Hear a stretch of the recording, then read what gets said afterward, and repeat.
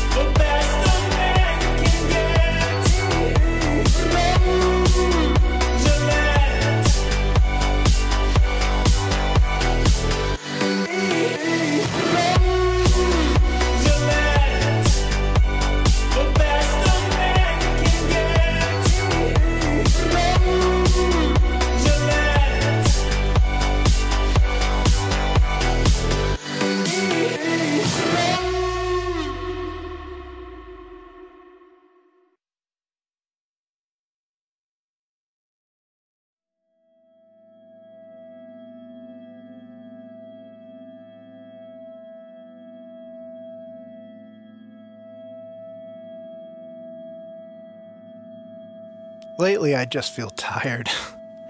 I don't know, burned out maybe? Even a little demoralized? Not entirely, of course. It's not like I've, truly lost hope or anything. I mean, I do have tremendous hope in Jesus, His gospel. And thanks to His word and His Spirit testifying together in me, I do retain a strong sense of hope. But I struggle against apathy. And I discussed this reality in a video some time back called Truth and Apathy. It was pretty well received. It resonated with a few people, and it ended on a pretty hopeful note. But here I am, coming up on about a year later, I think, and I still struggle to get excited about almost anything sometimes. In the gospel, Jesus has given us a tremendous hope, the hope of the ages. But He's also given us a timeline of events. And when I look around now at how bad things are getting, all I can think sometimes is about how this is just the beginning of sorrows. So I'm not going to talk long. I just had to lend my voice here to explain what this video is about. It's not really just about drag queens or the transgender movement or any one movement. The gospel is the great equalizer of all humanity. All have sinned and fallen short of the glory of God. All have gone astray. There is none righteous, no, not one. The gospel utterly strips us of the ability to look more favorably on ourselves than on others. And yet, we do. Well, I'll speak for myself. I still do. or at least I still catch myself having self-righteous thoughts. I'll catch myself in the middle of deconstructing someone based on one prominent sin they display. And I'll have that aha moment of conviction finally. Once I've walked their sin back enough to some common point that I recognize in myself. And then at that moment, no matter how I was viewing them before, my heart softens and I become like that tax collector, begging God simply to have mercy on me, a sinner.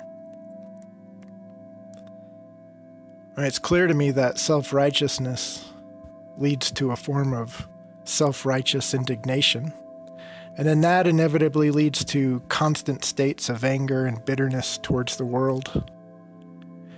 And the gospel dissipates all that, and it restores humility. Moved by the Lord's compassion for me, I experience what it's like having compassion for others. And then there's the Gillette commercial. And there are drag kids. And there are depraved men in the world who don't give two thoughts about what they're doing, making merchandise of children, vampires preying off young blood, stealing, killing, destroying, and I get pissed. And I ask, how can this be? And how did we get like this? And how fast until the bottom just completely drops out? On a side note, I can totally see the simulated universe theory becoming the predominant view of reality for most people. If for no other reason than people are already pretty much living in a simulated reality. Sometimes it already seems like nothing is real. Nothing is objective. Nothing is true. Nothing is solid or consistent. And people are already living their lives under a giant false narrative. How big of a stretch would it really be for the masses to buy into the idea that everything is really a simulation? But I digress. Anyway, while this video centers around the trans phenomenon, that isn't really what it's about to me. The reality is that the topic is so multifaceted and intersectional that I could talk for hours and barely scratch the surface. And I just don't want to. I just don't really feel like it. I feel like all of this and more is already being talked about and discussed and chewed on and regurgitated and ruminated on. It's YouTube. One reason why I don't make many videos is that I have zero interest in adding to the YouTube echo chamber. And there are many people who are more than adequately gifted to say all I have to say, and much more. I primarily wanted to share some more information with this video regarding the final siege of Jerusalem in 70 AD and the spiritual state that the Jews were in at the time, having utterly rejected their true Messiah. Parallels are pretty easy to draw. I'm most fascinated by the underlying disconnect from reality that was taking place, and how that contributed to an inner decay so much that they were a people conquered internally by sin way before they were ultimately sacked by Rome.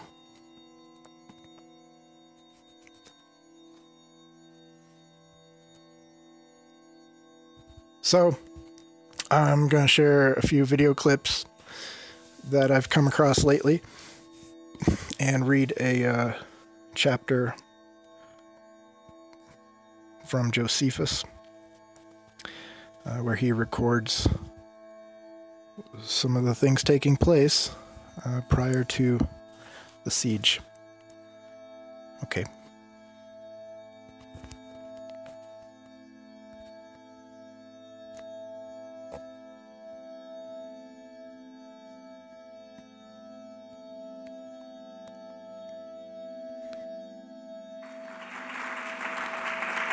think Megan is so encouraging to all of us that have been doing ministry for a number of years, and to see some young faces. And I just want to thank all of our young people that have had the courage and maybe just the interest in what are they talking about to come and to hear some truth behind these issues. So we have heard from those that have lived the certain lifestyles or life decisions that they've made. And so often what people forget about, or the culture message, are the children that are left in these situations. So I was one of those. My dad, when I was young, he would just sign me up for ballet classes. He would sign me up for baton classes. It was something where I started to think, why is he really doing this? Especially when there was a certain look in his eyes as he would ask me to dance in the living room for him, or he would attend my ballet practice. And so there was some uncomfortableness, but I didn't know how to put the pieces together until I was 9 years old, when he told me then of his desire to become a woman. And at that moment, for a child, usually there's I've found, even not just with myself, but there's a break off. You think, this is your dad, and this is you. Two different people, right? This doesn't affect you, Denise. But what I discovered shortly afterwards is what was almost an immediate grief. I lost a dad. My dad doesn't want to be my dad. He wants to be a woman. And he can't be my mom because I already have a mom. So I'm trying to process this in a quiet way. I did not tell anybody else out of shame, out of being embarrassed, trying to process this in my own mind. What does this mean? What's this look like for me? You know, and so by the age of 11, as I continued to keep this secret, I discovered that as my body was starting to develop very young, I was really getting disgusted with it. I didn't like it, because you see, what my body was doing was exactly what my dad wanted. And if God made a mistake, if by chance God made a mistake with your dad, Denise, how do you know you're really not supposed to be a boy?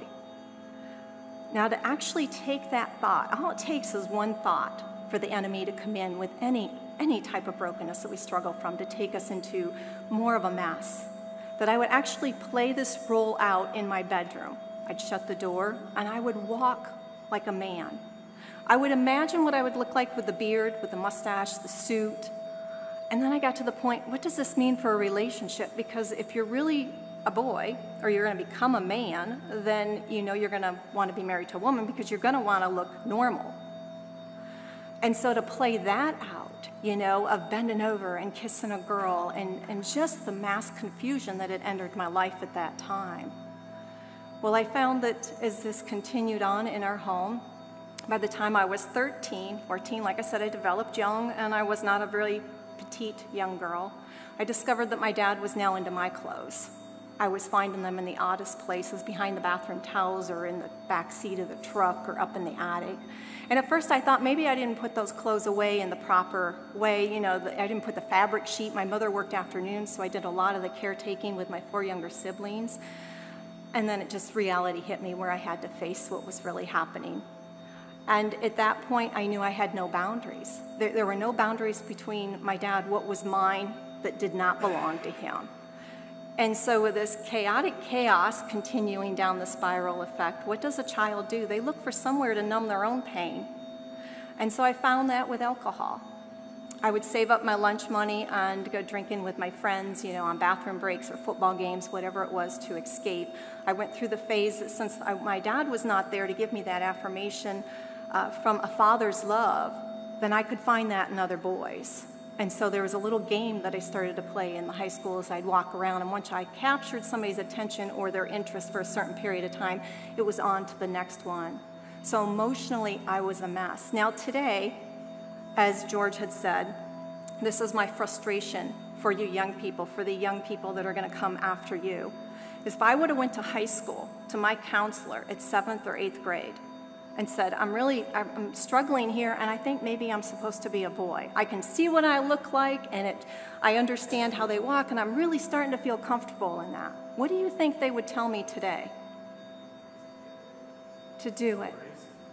And that's exactly what I say to the pastors when I have the opportunity to meet them. I don't know if I was living in today's culture as all of you young people are, that I would be standing here as a man or a woman on the outside. Then, of course, we go on to another part where this is going to be impacting the children and where our churches really need to wake up. Because now we have transgender people, people that are identifying as being transgender, women that are not having a hysterectomy so that they can carry a baby, as we've seen Thomas Beatty become the first pregnant woman, or first pregnant man, and the different turmoils that are going on. I'm even hearing of the parents of the children that identify in these ways that are willing to carry a child so that they can have a grandchild because their child is transitioning to be the opposite sex. You see, the enemy's whole plan on this is destruction of the family unit. He's looking to take down the parents, just like all of us have shared about. He's looking to take the child down where there's no innocence and it's nothing but chaos. But the babies, these precious babies that are growing up in this confusion of Dad is really my mom, but wait a minute, he looks like a man, and what does that mean for me, and how the enemy's going to use that. So again, I applaud you guys, the young people, for coming forward and to hear this and to really be, I know it's a lot to sort in, but there's so much chaos behind this transgender movement, and I have never in my life seen anything move as fast and furious as this is when it damages people's health, emotional, physical, spiritual, every component to the human person of God's creation.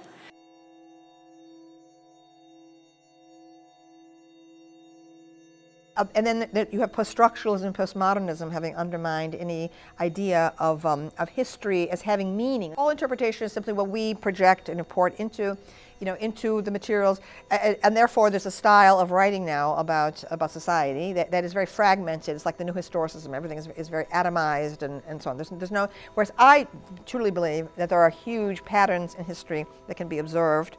And it's like a big wave motion that like rises and then crashes and so on. And that's what I see, the rise and fall of civilizations over the past 5,000 years. Okay, and so you've got this without any, if you have had no exposure to the disasters of world history and these sophisticated civilizations that rose like Babylon or Rome and then became very sexually tolerant and then fell, okay, and so there was nothing left but rubble. So if you have had no exposure to that, okay, then you honestly believe this idea that we are moving, it's progress visible all around us, and we're moving to an ideal state, the ideal culture, where it'll be like sort of transnational, global. Everyone will hold hands, right? And everyone will be accepted for what they are. Okay, and there'll be no more prejudice, and the environment will be pure and clean, and so on. I mean, the people have this kind of magical view of utopia that's there in the future, and that this progressivist. And I consider myself a progressive in politics, but the point is this progressivist idea that we are marching towards some perfection, okay? and that the signs of it are the toleration of the educated class, okay, for homosexuality or for changing gender or whatever. To me, it's the opposite. To me, it's symptomatic, okay, of a civilization just before it falls. Right, which is that we are very tolerant and we are not passionate, okay, but there are bands of extremely passionate vandals and destroyers, who are moving around the edges of the civilization and who bring it down, okay, and this preoccupation, it seems to me, with gender issues and with gender identity and so on, okay, I think it's it's extremely limited in the long run, and in this hyper self-consciousness about who am I, okay, who am I exactly, where exactly on the gender, like a ruler in front of me, where exactly on the spectrum, okay, am I located in terms of gender? Well, I mean, this is a kind of navel gazing, okay, the time when ISIS is beheading people. Okay, in the Mideast, it's like a kind of a madness, okay, like self-absorption. Right? So I mean, the biggest problem, as far as I'm concerned, facing feminism is to what degree, okay, Western feminism can be exported to the world. That is more, I think, the complex issue facing feminism. And to what extent is Western careerist feminism, a bad fit with cultures that are driven by more traditional values, family-centered, child-centered, religious, okay, in orientation. I mean, that is the part that needs working out.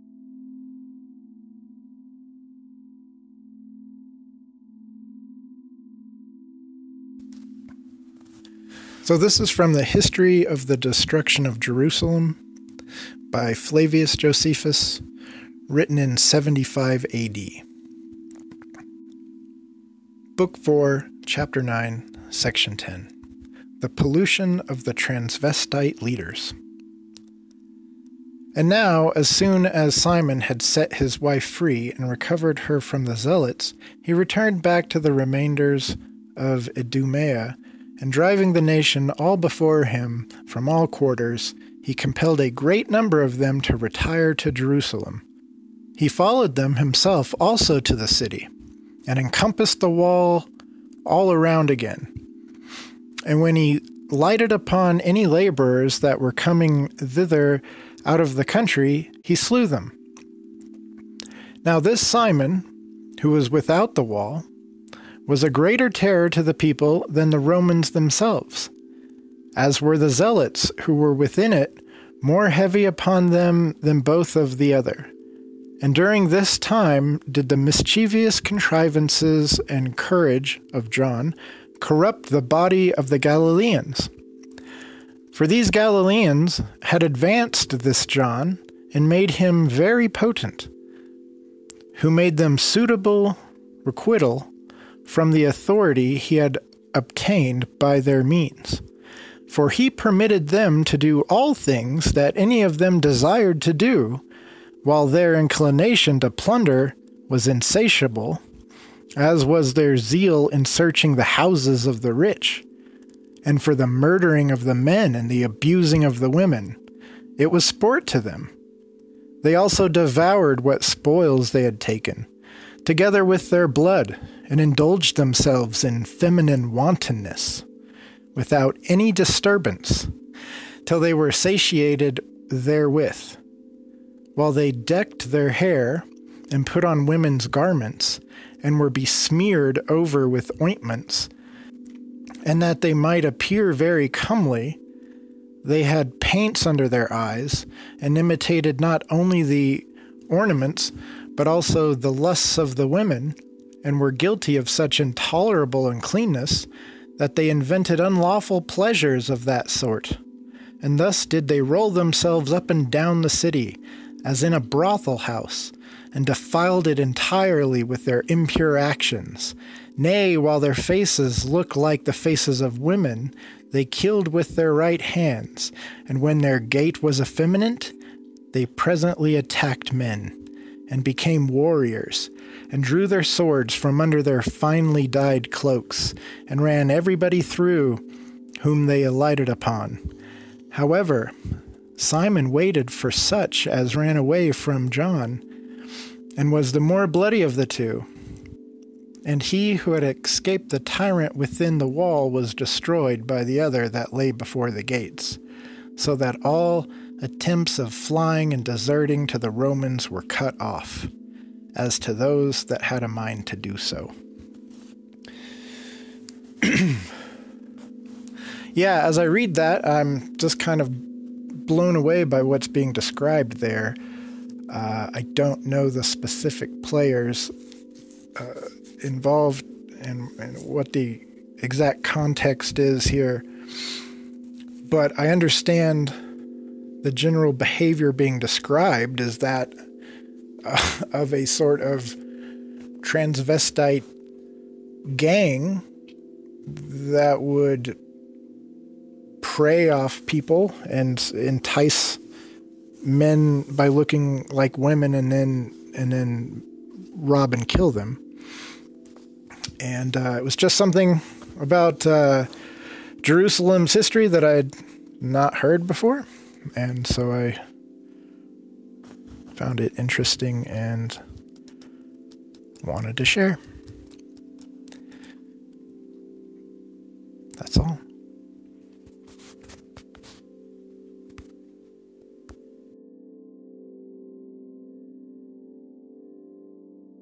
Drag Queen Story Hour is fantastic because it addresses all of these issues of gender fluidity and self-acceptance and all of these topics that are real, are very, very real. And so is the backlash. Many negative comments have been posted online about the program. The AP has agreed not to use the drag queen's legal name because he said he feared harassment. But those are people who think that gay people are sinful or evil or, bad to begin with. So, we're sort of just starting from such different places that it's kind of irrelevant to me.